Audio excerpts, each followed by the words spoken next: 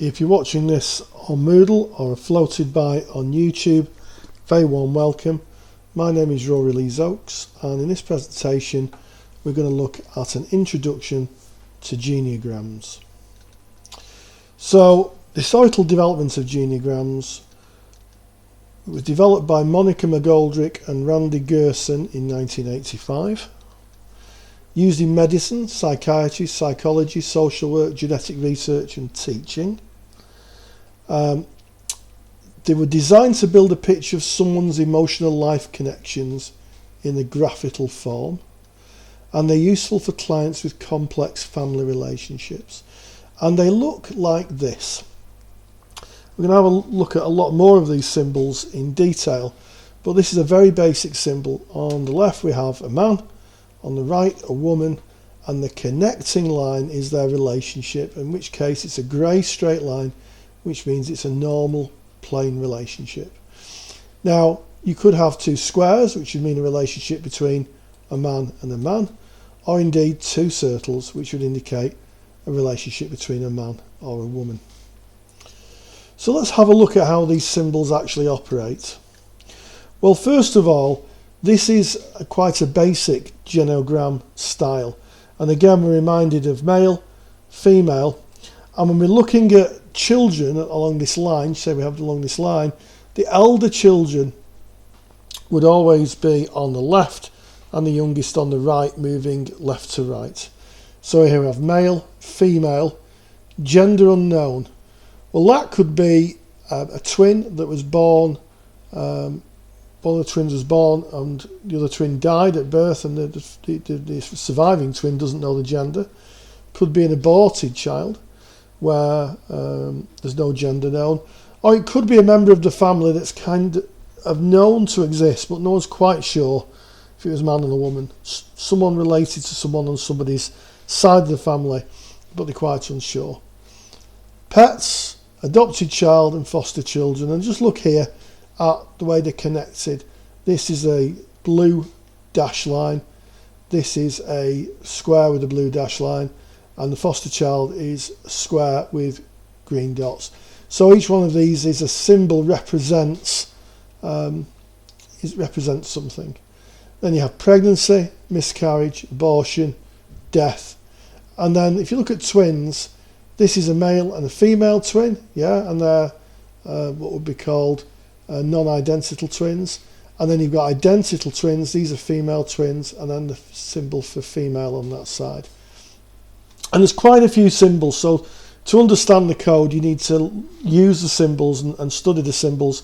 And I'm going to put a link into the bar at the bottom of the presentation so you can download a zip file with symbols in, and also a link to a site that provides software and a lot more detail of genograms.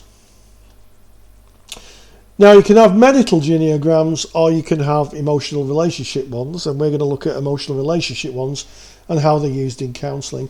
And you can see here that there are 6 columns of 5 different symbols, and we're going to look at those a little bit closer, and then as we come to the end of the presentation I'm going to show you how they fit together to provide an overall picture of a client's emotional life.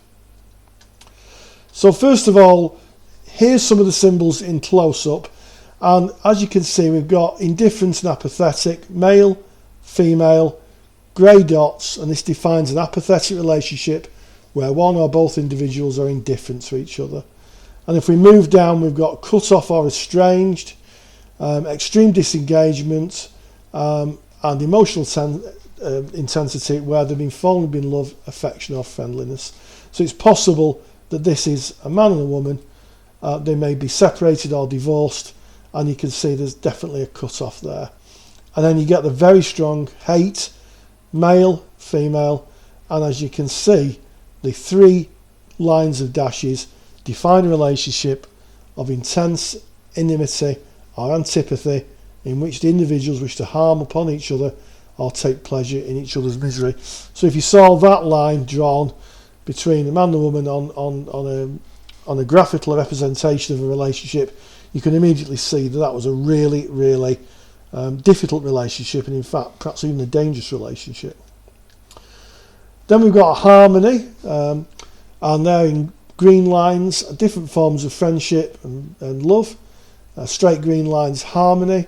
Make our way down, there's different forms of friendship until we come to love, and you can see this is love. There's got the circle, and we've got the male and the female, and a strong relationship between two individuals arising from kinship or recognition of attractive qualities. And then finally we've got in love, and these two circles defines a relationship of intimacy, passion and commitment based on sexual instincts. If you saw that, you could say that the two people were in a loving physical relationship. Then we have hostile relationships, and I'll go through some of these. There's violence, there's physical abuse, emotional abuse, where someone might be screaming, you're no good, you're worthless, you're a waste of time, sexual abuse and neglect. And this, if you saw this sign, you could see that somebody is, or in this case a male, is failing to provide for a child's physical needs, inappropriate housing, shelter, food, hygiene, that type of thing. You saw that in a relationship, and you know very quickly that that relationship was in fact quite dangerous. In fact, all these really are quite dangerous. So I thought what we'd do is have a look at Harry Potter, because he's quite a popular character in the Harry Potter books, and look at his relationships. So in the middle we've got Harry Potter. The square represents him. He's born in 1980. He's 26 years old as of this graphic being made, and we can see all the relationships that he has. So let's just have a look at the ones that are friendly.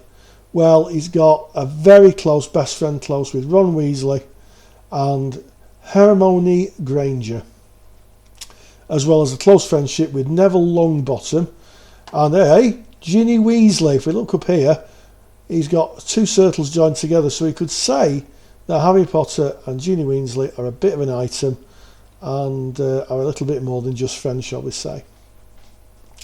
On the more difficult side of the relationship, we've got Harry Potter and Lord Voldemort, and that relationship, signified by 3 black lines and a zigzag red line, is fused and hostile.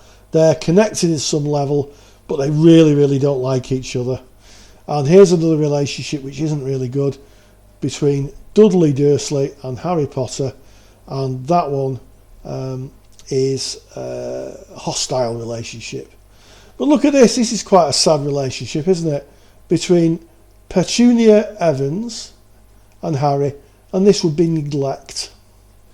So we can see very quickly that this overview graphic shows not only the relationships between Harry Potter and the people around him, but also things like ages, also about if someone's died. I mean, Aragog's dead, he's passed on, he died in 1997 at 55, and also Harry's family tree. You can see here, this is where Harry came from. He was his grandparents were Evans and Evans, and then they moved down to James Potter and Lily Evans on his mother's side, Cirtle, you see. So there we go, and that shows the different relationship. And isn't it quite a powerful graphic to look at someone's life in that way? You can immediately see a very complex family structure in a very simple and straightforward way. So what are the advantages of using geneograms? Well, they're universal. You could use one of those and send it to someone in France or Turkey or Istanbul, and as long as they're using the same code, they would understand the relationship. They wouldn't have to speak any English, and you wouldn't have to speak any French.